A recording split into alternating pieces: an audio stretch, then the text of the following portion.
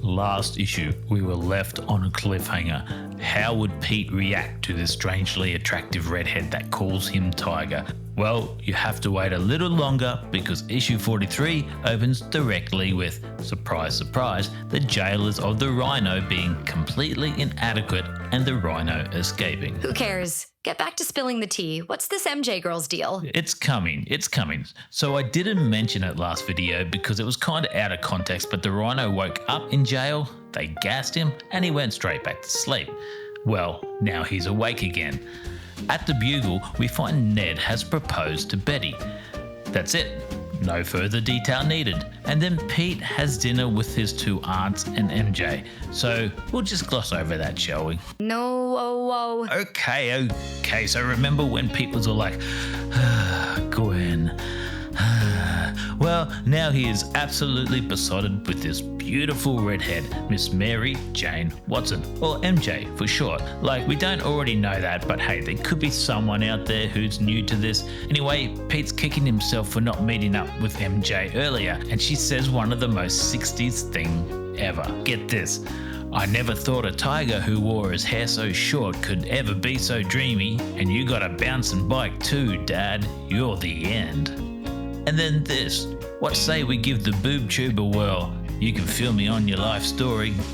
I swear, Stan was dressing up as a kid and going back to school to learn how the young'uns talk, but got it all Austin-powered instead. So the two sit down in front of the boob tube. Mary Jane is a little extroverted for our boy Pete, which is fine, but he manages to make a play. What do you do with yourself when you're not driving helpless males out of their mind? Man, he's making a play straight off the bat here. Also, MJ is taking drama lessons because she wants to be an actor. So, all this from one page. Probably oversharing details because we know where this leads, but there's definitely an emphasis on this character. The writers want you to know who she is, but in true Peter Parker fashion, as soon as the TV is on, it's a news report about the Rhino. Oh my, whatever will his excuse be to leave? He doesn't need one. MJ wants to go check it out. Also, the Rhino's a real swinger. Do not mock this woman. I love her and will already die for her. Also, I want me some red locks. I hate you. The two head off on Pete's bouncing bike.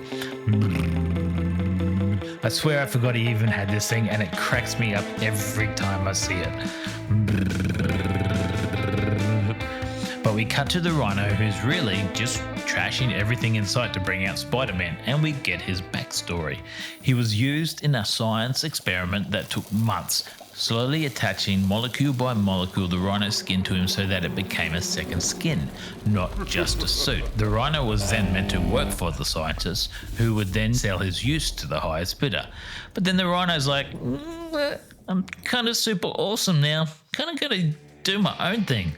So Pete ditches MJ, feigning that he's going to get photos for the Bugle, sets up a camera and proceeds to get thocked by the Rhino until he's seeing stars. Spidey's forced on the back foot. He dodges and tries different ways to distract the Rhino. An iron barrel smashed to smithereens. Walls crumble. Flipping him over does nothing. The Rhino charges. He connects with Spider-Man, but the path takes him into a car. The police drag Spider-Man away as the car erupts in a mighty explosion. The Rhino walks away, assuming it took Spider-Man with him. He needs to finish his mission of kidnapping John Jameson, but as Pete changes back to Pete clothes, he finds a small piece of the Rhino's hide. He says goodbye to MJ, drops photos off at the Bugle, and then drops in on Kurt Connors, and is like, hey, you can analyze this, right? Because Kurt has a lab, but never seems to be working on anything else. But the man does have some thought bubbles. Is he turning back into the lizard? If he could control the lizard, could he stop the Rhino? Yeah. Slow down there, Doc. Them are dangerous thoughts. Let's hope we don't see the lizard anytime soon, hey?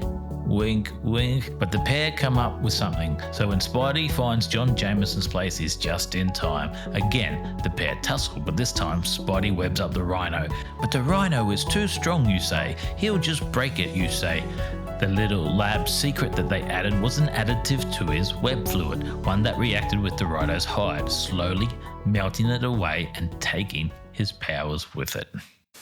Finally, Pete is kicking out evil overlord May to the street where she belongs. Nah, but the old bat is getting a train right out of town and Pete's keeping an eye on her to make sure the old wretch is getting on for real. Know what I'm saying? Yeah, that's right. House party at the Parker residence. But wait, who else is at the station but one Kurt Connors, and his hand is going green because he's mad. Nah, he's not hulky now, but for some reason the lizard is trying to break out of him again, possibly because he handled certain chemicals to help Spider-Man last issue. He panics, he runs off down the subway and... the lizard's back. Please don't do your own sound effects. Your mum does her own sound effects.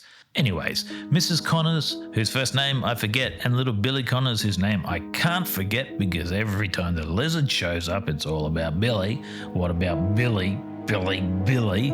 Just feed him to the goddamn lizard already. But Pete sees him, gets stressed in his spider duds and is like, hey, what's up, nerds? Where's your daddy at?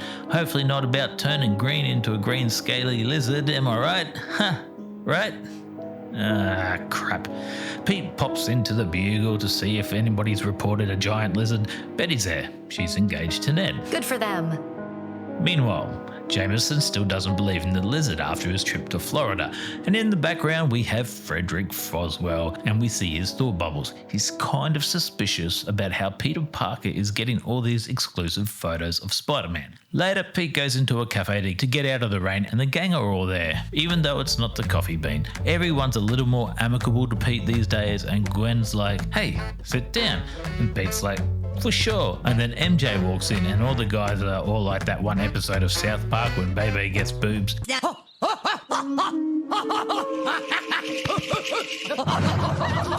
And Pete's like, yeah, she's with me. And MJ goes all like Austin Powers again, groovy baby. And the pair leave with Gwen like, nope, totally not jealous, nope. Yeah, right. Anyway, in the cities, the lizard is breaking into a jewelry store. Why? Because, you know, lizard bling.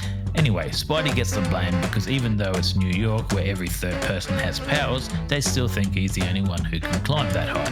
Spidey patrols. He sees the lizard and is all like, you forgot your extended warranty. He comes in hard, but the lizard throws him off. They tussle, but the lizard has that extra appendage, so Spidey tries to use it against him, only to get thrown off hard, but the lizard tries to bail.